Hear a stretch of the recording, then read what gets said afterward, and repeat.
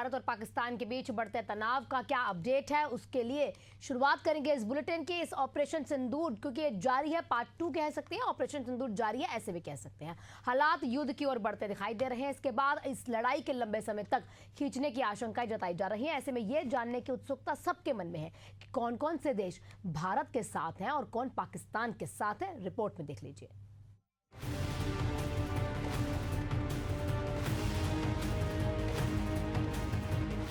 Operation सिंदूर के बाद भारत पाकिस्तान के बीच बड़े तनाव से दुनिया भर में चिंता है कि दोनों देशों की ये लड़ाई युद्ध में न बदल जाए।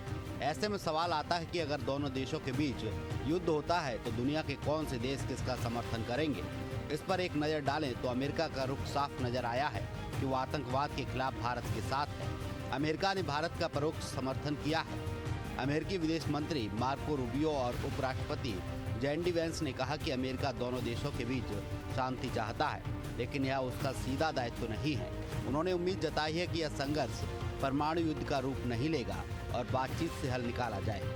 वहीं इजरायल भारत के साथ खड़ा नजर आता है, क्योंकि इजरायल ने ऑपरेशन सिंदूर पर खुलकर भारत का समर्थन किया है। इजरायल ने कहा कि भारत को अपनी आत्मरक्षा का पूरा अधिकार है और आतंकियों को ये जान लेना चाहिए कि वे कहीं भी छिप नहीं सकते। वहीं ब्राजील ने आतंकवाद की आलोचना करते हुए भारत का परोक्ष समर्थन किया है। उसने पाकिस्तान का नाम लिए बिना उसके रवैये को गलत बताया और दोनों देशों के संयम बरतने की सलाह दी है। इसी तरह नेपाल ने भारत का समर्थन किया है। नेपाल सरकार ने आतंकवाद के खिलाफ भारत के रुख का समर्थन करते हुए कहा कि किसी भी देश को अपनी जमीन आतंकवादियों को नहीं सौंपनी चाहिए। वहीं नॉर्वे ने भारत के कदम का समर्थन किया है। नॉर्वे ने पहलगाम आतंकी हमले की कड़ी निंदा की और भारत की जवाबी कार्रवाई को जायज ठहराया है।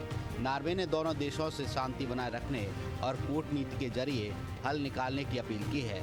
इसी तरह सऊदी अरब की बात करें तो जारी तनाव के बीच सऊदी अरब के विदेश मंत्री अदेल अल जुबैर गुरुवार को अचानक भारत दौरे पर पहुंचे। यहां उन्होंने विदेश मंत्री जयशंकर से मुलाकात की और दोनों पक्षों से तनाव कम करने की अपील की। मुलाकात को लेकर विदेश मंत्री जयशंकर ने कहा कि अल जुबैर से उनकी बेहद अच्छी मुलाकात हुई, जिसमें उन्होंने आतंकवाद का दृढ़ता से मुकाबला करने पर भारत के दृष्टिकोण को साझा किया है। दूसरी तरफ देखें तो तुर्की पाकिस्तान के पक्ष में नजर आता है। तुर्की के राष्ट्रपति रेसेप तैयब एर्दोगान ने पाकिस्तान के प्रति सहानुभूति दिखाते हुए कहा कि वे संघर्ष को लेकर चिंतित हैं। उन्होंने भारत पर सीधे आरोप तो नहीं लगाए, लेकिन पाकिस्तान की भाईचारे के नाम पर खुले समर्थन में बयान दिया। साथ ही तनाव कम करने और बातचीत की सलाह भी दी है। तुर्की की तरह अजरबैजान ने भी पाकिस्तान का समर्थन किया है और इस मुद्दे पर भारत की कार्रवाई की आलोचना की है। हालांकि रूस और चीन ने अब तक संतुलित रुख अपनाया है। चीन ने पाकिस्तान का नाम लेकर कोई बयान नहीं दिया। वहीं रूस, जो यूक्रेन युद्ध में उलझा है, उसने भी भारत पाक युद्ध को लेकर तटस्थ रुख दिखाया है। हालांकि रूस के राष्ट्रपति पुतिन और चीन के राष्ट्रपति शी जिनपिंग के बीच इस मसले पर बातचीत हुई है, जिससे आने वाले समय में इनका रुख साफ हो सकता है। अगर ईरान को देखें तो भारत के ऑपरेशन सिंदूर के तुरंत बाद ईरान के विदेश मंत्री अब्बास अरागची दौरे पर भारत आए और उन्होंने दोनों देशों के संयम बरतने की अपील की है। ईरान भारत पाकिस्तान तनाव के बीच पूरी तरह तटस्थ रहने की कोशिश कर रहा है। हालांकि अभी भी कई देश ऐसे हैं जिन्होंने अपना कोई रुख जाहिर नहीं किया है। Bureau report, Asian news.